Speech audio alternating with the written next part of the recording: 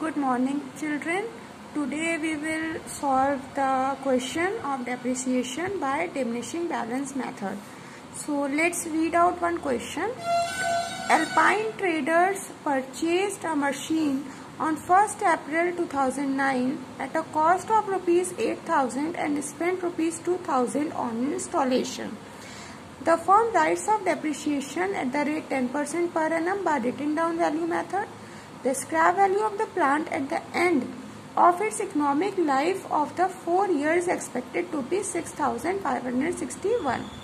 Depreciation account 4 years का prepare करना है। तो अब हम क्या करेंगे, जब भी बच्चों आपको डेप्रिसिएशन का क्वेश्चन दिया हो, उसमें स्क्रैप वैल्यू दी हो लेकिन उसका रेट ऑफ इंटरेस्ट ना दिया हो, तब तो आपको जो फॉर्मूला मैंने बताया था वो फॉर्मूला आप पुट करेंगे. But if the rate of depreciation is given in your question, then there is no need to put that formula. Is that clear? तो मतलब मेरा कहने का ये है कि यहाँ पर आपको जो है रेट ऑफ इंटरेस्ट दिया हुआ है, ठीक है. तो आप क्या करेंगे, आप इस 8,000 को और इस पर जो एक्सपेंस हुआ है 2,000 को, इसको ऐड कर लीजिए सिंपली. 10,000 की आपकी मशीन हो गई, ठीक. अब इस पर रेट ऑफ इंटरेस्ट दिया हुआ है 10% का, तो 10% आप इस पर एज इट इज निकाल लीजिए, जो कि आएगा आपका 1,000. ये मशीन 1 अप्रैल को ही खरीदी गई थी, इसलिए हमने इस पर कोई मंथ्स कैलकुलेट किए नहीं है, ठीक है. तो आपको क्वेश्चन एज इट इज लगाना है. अब रिटन डाउन वैल्यू मेथड में एक छोटा सा डिफरेंस होता है. स्ट्रेट लाइन में आपका हर साल यही डेप्रिसिएशन लगता है, लेकिन रिटन डाउन में जो भी आप मशीन को ब्रॉट डाउन करते जाएंगे उस पर हर साल डेप्रिसिएशन चेंज होता जाएगा. कैसे करना है, इसी क्वेश्चन के लिए हम बनाते हैं अपना मशीनरी अकाउंट, ठीक है. मशीनरी अकाउंट हम बना लेते हैं. मशीनरी अकाउंट बनाने के लिए ये मशीन जो है ये परचेज हो रही है आपकी 2009 में, ठीक. 2009 1 अप्रैल को. फॉर्मेट आपको पता है, फॉर्मेट आप बनाएंगे अपने आप से, ठीक है. 1 अप्रैल 2009 में ये मशीन परचेज हो रही है, तो आपने लिखा टू बैंक, ठीक है. टू बैंक लिखा, 8,000 प्लस 2,000 किया, मशीन की कॉस्ट है 10,000. 31 मार्च में हम आए 2010 के. बाय डेप्रिसिएशन हमने लिखा 10,000 पे 10% के अकॉर्डिंग लगाएंगे तो आपका आएगा 1,000 डेप्रिसिएशन. 31 मार्च कर लिया. बाय बैलेंस कैरी डाउन कर लिया, ठीक है. बाय बैलेंस कैरी डाउन करके 10,000 में 1,000 माइनस करेंगे, आएगा हमारा 9,000. तो 9,000 आपका इधर हो गया बैलेंस 10,000 से, और इधर भी हो गया आपका 10,000 से. ये तो आप पहले से करते आए हैं. अब क्या करना है हमको, इस मशीन को हम नेक्स्ट ईयर में ब्रॉट डाउन करते हैं, मतलब 2010 में 1 अप्रैल के. टू बैलेंस ब्रॉट डाउन कर लेते हैं 9,000 का, ठीक है. अब आपको क्या करना है, अब आपका ये 1,000 का डेप्रिसिएशन लगता आ रहा था वो नहीं होगा. अब आप इस 9,000 पे 10% का डेप्रिसिएशन लगाएंगे. ये आपको रिटन डाउन वैल्यू मेथड में बस यही एक डिफरेंस होता है कि हर साल डेप्रिसिएशन की वैल्यू जो होती है वो चेंज हो जाती है. 2011 में आ जाइए. 31 मार्च 9,000 पे आपने 10% का डेप्रिसिएशन लगा लेना है, जो कि आपका आ जाएगा कितना, 900. 31 मार्च आप इस बैलेंस को निकाल लेंगे. अब बाकी आपका क्वेश्चन जो होगा वो वैसे ही चलता चला जाएगा. 9,000 में से आपने 900 माइनस कर लिया, आपको जो अमाउंट आएगा वो आएगा 8,100 का. बैलेंस कर लीजिए 9,000 से, इधर भी कर लीजिए 9,000 से. क्लियर. नेक्स्ट ईयर में आते हैं 2011 में 1 अप्रैल के. टू बैलेंस ब्रॉट डाउन, फिर से देखते हैं क्या करना है. 8,100 2012 में गए. 31 मार्च लिखा, बाय बैलेंस कैरी डाउन किया. अब डेप्रिसिएशन किस पर निकलेगा, 8,100 पे निकलेगा, है ना. रिटन डाउन वैल्यू मेथड है. अगर यही स्ट्रेट लाइन होता तो 1,000 यहाँ 1,000 यहाँ, आपका यही चलते चले जाता. तो आपका इस साल डेप्रिसिएशन आएगा 810 रुपए. 31 मार्च बाय बैलेंस कैरी डाउन, ठीक है. बाय बैलेंस कैरी डाउन कर लीजिए, आ जाएगा 7,290. 8,100, ये भी हो गया आपका 8,100. 4 years का बोल रहा है, 1 साल का और जो है हम डेप्रिसिएशन अकाउंट प्रिपेयर कर लेते हैं 2012 का, ठीक है. 2012 आपने 1 अप्रैल को ब्रॉट डाउन कर लेना है टू बैलेंस ब्रॉट डाउन कितना 7290, ठीक है 7290 आपने ब्रॉट डाउन कर लेना है।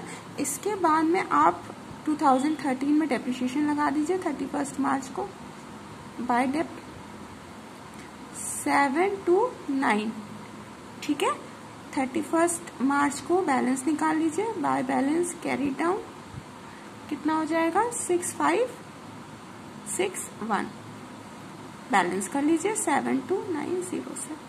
ये आपका एक छोटा सा क्वेश्चन था रिटन डाउन वैल्यू मेथड का। अभी हम एक क्वेश्चन और करेंगे आज, ठीक है बहुत इजी क्वेश्चन है, बस आपको यही याद रखना है कि हर साल जितनी मशीन ब्रॉट डाउन हो रही है आप उसके हिसाब से उसका डेप्रिसिएशन लगाते चले जा रहे हैं। एक क्वेश्चन और देखते हैं। नेक्स्ट क्वेश्चन आपका कह रहा है Rohini cement limited purchase on 1 April 2003 a plant for ₹80,000 on 1 जुलाई 2004। तो ये तो 2004 की बात आ गई। अभी हम 2003 तक का ही लेते हैं कि एक मशीन जो है प्लांट जो है वो परचेज हो रहा है 80,000 का। तो आप जब इसको अपने क्वेश्चन में लिखेंगे तो आप लिखेंगे 2003, ठीक है 2003 हमने लिखा, 1 अप्रैल लिखा, टू बैंक अकाउंट लिखेंगे और मशीनरी है 80,000 की, 80,000 लिख लेते हैं। फिर 2004 में चले गए 31 मार्च बाय डेप्रिसिएशन लगा लेते हैं, ठीक है। तो जब आप इस मशीन पर डेप्रिसिएशन लगाएंगे तो आपका डेप्रिसिएशन आएगा 8,000 rupees. 31 March by balance carry down 8,000 में से 80,000 में 8,000 माइनस करेंगे तो हमारा आएगा 72,000, बैलेंस कर लेते हैं 80,000 से। तो ये आपकी सिंपलेस्ट बात हो गई है 2003 ईयर की। अब हम इसको 2004 में ब्रॉट डाउन करके देखते हैं। 1 अप्रैल, ठीक है टू बैलेंस ब्रॉट डाउन 72,000। अब देखते हैं आगे क्वेश्चन हमारा क्या कह रहा है।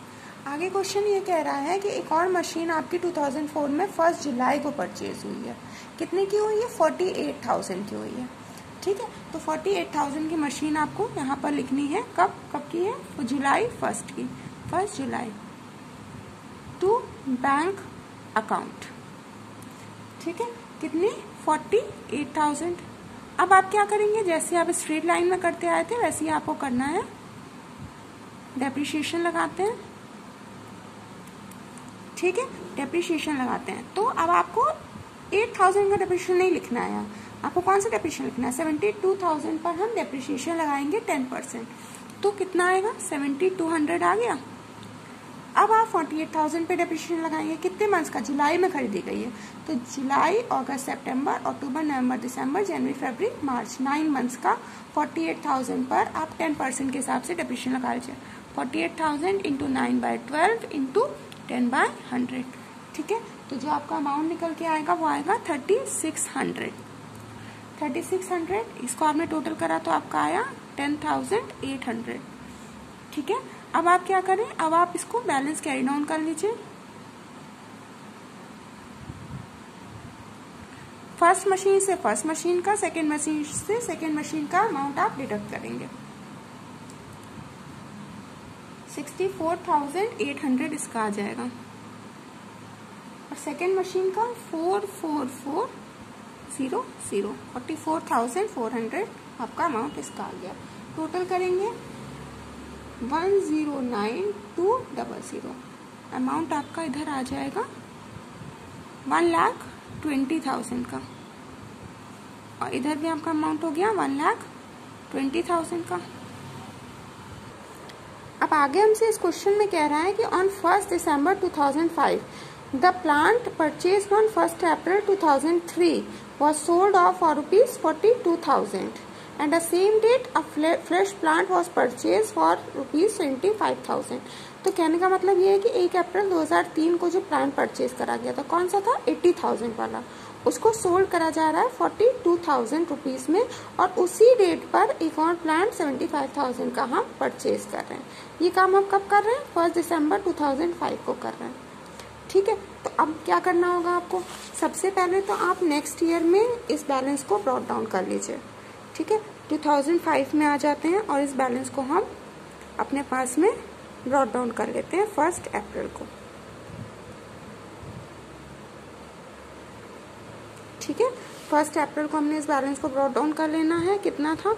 64,800 प्लस 44400। इसको हमने यहाँ पे अपने पास में ब्रॉट डाउन कर लिया।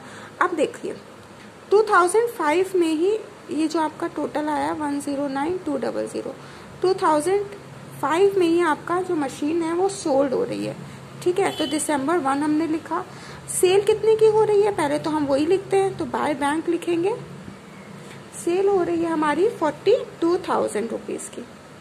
ठीक है, इतना तो आपको पता है, आप स्ट्रेट लाइन में ऐसे ही कर चुके हैं। तो आपकी जो मशीन है वो 42,000 की सेल हो रही है। अब आप क्या करेंगे, आपकी जो मशीन है वो आपकी दिसंबर में सोल्ड हो रही है, मतलब दिसंबर तक तो इस मशीन को हमने यूज किया है ना, 1 अप्रैल से 1 दिसंबर तक हमने इस मशीन को यूज किया है, तो हम इस पर डेप्रिसिएशन लगाएंगे। तो 1 अप्रैल से 1 दिसंबर तक आप काउंट कर लेते हैं। मार्च, अप्रैल, मई, जून, जुलाई, अगस्त, सितंबर, अक्टूबर, नवंबर, दिसंबर, कितने हुए? 9 मंथ्स हुए। 9 मंथ्स तब होते जब यहाँ पे 31 दिसंबर होता बच्चों। ठीक है, यहाँ पर क्या दिया है? 1 दिसंबर दिया है, तो मतलब कि ये मशीन जो यूज हुई है वो आपकी जो है नवंबर तक ही तो यूज हुई है। दिसंबर तो 1 को तो उसको सेल ही हमने कर दिया, तो आपका जो डेप्रिसिएशन लगेगा वो कब तक लगेगा? नवंबर तक लगेगा। ठीक है, 30 नवंबर तक आपका डेप्रिसिएशन लगेगा। फिर से एक बार इस बात को समझिए, आप जो डेप्रिसिएशन, भले ही उसने क्वेश्चन में कहा है कि दिसंबर 1 को वो जो है सेल हो रही है उसकी, लेकिन दिसंबर 1 में तो वो बिक गई, मतलब मशीन का यूज कब तक हुआ होगा? 30 नवंबर तक, मतलब सिर्फ नवंबर में वो यूज हुई है। तो आप अप्रैल से नवंबर तक का मंथ कैलकुलेट करेंगे जो कि आएगा 8 मंथ्स। ठीक है, तो अब आप 8 मंथ्स का डेप्रिसिएशन लगा दीजिए इस मशीन पर। तो हमें क्या करना होगा, हमको 64,800 पर 8 मंथ्स का 10% डेप्रिसिएशन लगाना होगा जो कि आएगा 4320। ठीक है, ये आपका डेप्रिसिएशन आएगा, तो आप इस पर डेप्रिसिएशन भी लिखेंगे। ठीक है, दिसंबर 1 को आप इसका डेप्रिसिएशन भी लगा दीजिए। कितना था? 4320 था, वो लिख दिया हमने। अब हम इसका प्रॉफिट एंड लॉस कैलकुलेट कर लेते हैं। दिसंबर 1 को प्रॉफिट एंड लॉस कैलकुलेट कर लेते हैं बाय पीएल अकाउंट। ठीक, प्रॉफिट एंड लॉस कैलकुलेट करने के लिए हमें क्या करना होगा, जितनी हमारी मशीन थी वो हम सबसे पहले लिखेंगे। ठीक है, उसमें से जितने का वो उसका अमाउंट सोल्ड हो रहा है, सेल कितने की हो रही है? 42,000 की सेल हो रही है, वो लिखेंगे। और जितना उस पर डेप्रिसिएशन लगा है वो लिखेंगे। इन तीनों को हम माइनस कर लेंगे। ठीक है, जब माइनस कर लेंगे तो जो अमाउंट आएगा वो आपका डेप्रिसिएशन का, वो प्रॉफिट एंड लॉस का अमाउंट होगा। मतलब कहने का क्या मतलब है, हमने यहाँ पे क्या किया, जितना मशीन का अमाउंट हमने ब्रॉट डाउन होकर के आया था उसमें से हमने उसकी सेल प्राइस निकाल ली। मतलब करंट टाइम में, करंट ईयर में इस मशीन की कॉस्ट 64,800 रुपीज थी। अब आपने इसको बेचा कितने में? 42,000 रुपीज में बेचा है। तो सबसे पहली बात तो यहीं पर लॉस हो गया। 64,800 की मशीनरी आप 42,000 में बेच रहे हैं, तो इसका मतलब आपको तो इसका लॉस ही हो रहा है। प्लस आपने इस पर डेप्रिसिएशन भी लगाया, तो टोटल लॉस आपको कितने का हुआ? डेप्रिसिएशन तो एक्सपेंस होता है ना, तो टोटल लॉस आपको 18,480 रुपए का लॉस हो गया। तो उसको आप यहाँ पर लिखेंगे।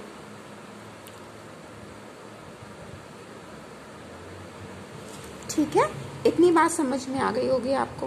अब आप क्या करेंगे, अब आप 2006 यहीं पर लिखिए और 2006 में 31 मार्च को आप बाकी रिमेनिंग अपनी जो मशीन्स हैं उसका डेप्रिसिएशन कैलकुलेट कर लीजिए। तो देखिए यहीं पर बोल रहा है कि एक और मशीन परचेज हुई थी। ठीक है, 1 अप्रैल आप ये वो जो मशीन परचेज हुई थी वो आपकी 1 दिसंबर को हुई थी। 1 दिसंबर को हमने लिखना है टू बैंक 75,000 का अमाउंट। ठीक है, अब आपको क्या करना है, डेप्रिसिएशन लगाना है इस मशीन पर भी और अपनी प्रीवियस मशीन पर भी। प्रीवियस मशीन मतलब ये वाली मशीन तो सेल हो गई, इसका तो हमने डेप्रिसिएशन लगा करके इसको तो हमने हटा दिया। अब बची ये एक मशीन और आपकी 75,000 वाली मशीन, तो आप इस पर डेप्रिसिएशन लगा लीजिए और आप इस पर डेप्रिसिएशन लगा लीजिए। ठीक। तो इस पर अगर आप डिप्रिसिएशन लगाएंगे 10% के हिसाब से तो आपका आएगा 4440। और जब आप इस पर डिप्रिसिएशन लगाएंगे तो आप मंथ्स कैलकुलेट करेंगे क्योंकि इस साल में इसको परचेज करा गया है ना, तो आपने मंथ्स कैलकुलेट करना है कब तक का, दिसंबर से मार्च तक का। ठीक है, तो 1 दिसंबर है तो दिसंबर आपका इंक्लूड होगा, दिसंबर, जनवरी, फरवरी और 31 मार्च, तो मतलब 4 मंथ्स का डिप्रिसिएशन आपका इस पर लग जाएगा। तो जब आप 4 मंथ्स का इस पर डिप्रिसिएशन लगाएंगे तो आपका जो अमाउंट निकल करके आएगा वो आएगा 2500। ठीक, टोटल कर लेते हैं 6940।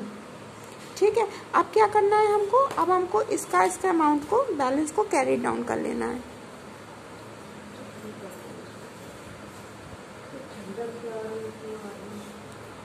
थर्टी फर्स्ट मार्च में हम इस बैलेंस को कैरी डाउन कर लेते हैं।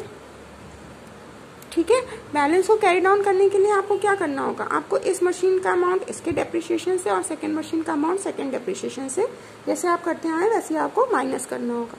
तो जो अमाउंट आएगा वो 39,960 आएगा और 72,500 आएगा।